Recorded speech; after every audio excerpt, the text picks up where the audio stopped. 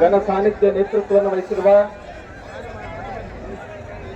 ಈ ಭೂಮಂಡಲದ ಎಲ್ಲ ಬೇಡ ನಾಯಕರ ಕ್ಷತ್ರಿಯರ ಕುಲಗುರುಗಳು ಇವತ್ತಿನ ನೇತೃತ್ವವನ್ನು ವಹಿಸಿರುವಂತಹ ಪ್ರಸನ್ನಾನಂದ ಅಪ್ಪಾಜಿಯವರ ಪಾದಗಳಲ್ಲಿ ನಮಸ್ಕರಿಸುತ್ತಾ, ಇನ್ನೋರ್ವ ಪೂಜ್ಯರಾಗಿರುವಂತಹ ವರದಾನಂದೇಶ್ವರ ಅಪ್ಪಗಳಲ್ಲಿ ನಮಸ್ಕರಿಸುತ್ತಾ, ಇಂದಿನ ಈ ಒಂದು ಹೋರಾಟದ ಘನ ನೇತೃತ್ವವನ್ನು ವಹಿಸಿರುವಂತಹ ನನ್ನ ಎಲ್ಲ ಸಮುದಾಯದ ಹಿರಿಯ ಮುಕಟಮಣಿಗಳೇ, ಹೋರಾಟಗಾರರೇ, ತಾಯಂದಿರೇ, ಎಲ್ಲ ಇವತ್ತಿನ ಈ ಒಂದು ಹೋರಾಟಕ್ಕೆ ಭಾಗಿಯಾಗಿರ್ತಕ್ಕಂಥ ಎಲ್ಲ ಬೆಂಕಿಯ ಚೆಂಡುಗಳೇ, ಬಂಧುಗಳೇ, ಇಲ್ಲಿವರೆಗೆ ಅನೇಕ ನನ್ನ ಸಹೋದರರು ಹೋರಾಟಗಾರರು ಈ ಒಂದು ಹೋರಾಟವನ್ನ ಉದ್ದೇಶಿಸಿ ಮಾತನಾಡಿದ್ದಾರೆ.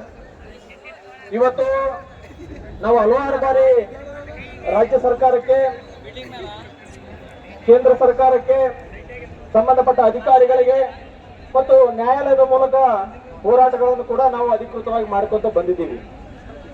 ಇವತ್ತು ನಾವು ಕಾನೂನನ್ನ ಮೀರಿ, ಸಂವಿಧಾನವನ್ನ ಮೀರಿ ಯಾವುದು ಕೂಡ ನಾವು ಮಾಡ್ತಾ ಇಲ್ಲ. ಹಾಗಾಗಿನೇ ಇವತ್ತು ನಮಗೆ ಸಂವಿಧಾನ ಇದೆ, ಕಾನೂನು ಇದೆ, ಅದೊಂದು ವ್ಯವಸ್ಥೆ ಇದೆ, ಇವತ್ತು ನ್ಯಾಯ ಸಿಗುತ್ತೆ ಅಂತೇಳಿ ನಾವು ಇವತ್ತಿನವರೆಗೂ ಕೂಡ ನಾವು ಕಾಯ್ತಾ ಬಂದ್ವಿ. ಇವತ್ತು ನಾವೇನ್ ಮಾಡ್ಬೇಕಾಗಿದೆ ಅಂತ ಹೇಳಿದ್ರ, ಇವತ್ತು ನಾವು ಕಾನೂನಿಗೆ ಬೆಲೆ ಕೊಟ್ಟು, ಸಂವಿಧಾನಕ್ಕೆ ಬೆಲೆ ಕೊಟ್ಟು, ವ್ಯವಸ್ಥೆಗೆ ಬೆಲೆ ಕೊಟ್ಟು ಸುಮ್ಮನಿವಿ. ಇವತ್ತ ಅಪ್ಪರ ಎದುರಿಗೆ ನಾವೊಂದು ಪ್ರಮಾಣ ಮಾಡ್ಬೇಕೆಲ್ಲ ನಾವು ಭಾಗದವ್ರು ಎಲ್ಲರೂ ಬಂದೀವಿ. ಅಪ್ಪರ ನಾವ್ ಇವತ್ತು ಪೆನ್ ಹಿಡ್ಕೊಂಡು ಕಲಾಸ ಆಗ್ಯದ, ಕತ್ತಿ ತಗೊಳಿದ್ರೆ ನಮ್ಮ ನ್ಯಾಯ ಕೊಡಿಸ್ರೆ ಮತ್ತೆ ಕತ್ತಿ ತಗೊಳ ನಾವು ಅಂತ ಹೇಳಕತ್ತೀವಿ.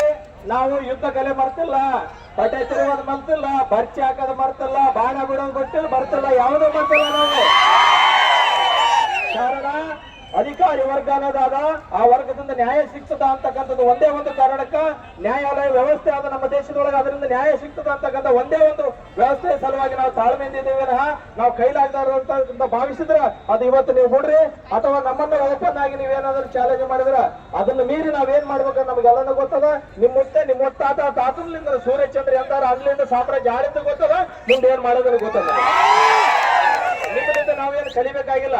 ಕಾರಣ ಇಷ್ಟೇನೆ, ಇಲ್ಲೇನ್ ನೆರೆದಿರ್ತಕ್ಕಂಥ ಎಲ್ಲ ಹಿರಿಯ ಹೋರಾಟಗಾರರು ಅಪ್ಪಾಜಿಗಳಲ್ಲಿ ನನ್ನ ವಿನಂತಿ ಏನಂತ ಹೇಳಿದ್ರ, ನಾವು ನಿಮ್ಮನ್ನ ಕರ್ಕೊಂಡ್ಬಂದು ನಿಮ್ಗೆ ಬೀದಿಗೆ ಕುಂದ್ರಿಸಿ ನಾವು ಹೋರಾಟ ಮಾಡಿ ನಾವೆಲ್ಲ ಇಷ್ಟೆಲ್ಲ ನಾವು ಶೂರ್ರೀವಿ, ಧೀರ್ರೀವಿ, ಅಷ್ಟು ಶಾಸಕರಿವಿ, ಇಷ್ಟು ಶಾಸಕರಿವಿ, ನಮ್ಮಲ್ಲಿದ್ದ ನಡೀತದ, ನಾವೇ ಕೆಡುತ್ತೀವಿ ಅಂತೀವಲ್ಲ, ಇದು ನಮ್ಮ ಎಲ್ಲೋ ಒಂದ್ ಕಡೆ ಹಿನ್ನಡೆ ಆಗಾಕತ್ತದ.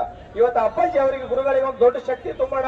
ಅವ್ರ ನೇತೃತ್ವ ಇವತ್ತು ಗುರುಗಳು ಹೊರಗೆ ಬರಾಕತ್ತಾರ ಅಂತ ಹೇಳಿದ್ರೆ 1 ಲಕ್ಷ ಜನ ಬ್ಯಾಡ್ರ್ ಬರ್ತಾರಪ್ಪ, ಯಾರು ಹೊರಗೆ ತಿಂತಾರ ಗೊತ್ತಿಲ್ಲ ಅಂತಕ್ಕಂಥ ಒಂದು ಭಯ ಇವತ್ತು ಸೃಷ್ಟಿ ಆಗಬೇಕಾಗುತ್ತೆ. ನಾವಿವತ್ತು ಬೆಂಕಿ ಚಂಡಿನ ತರ ಇರ್ಬೇಕಾಗತ್ತ.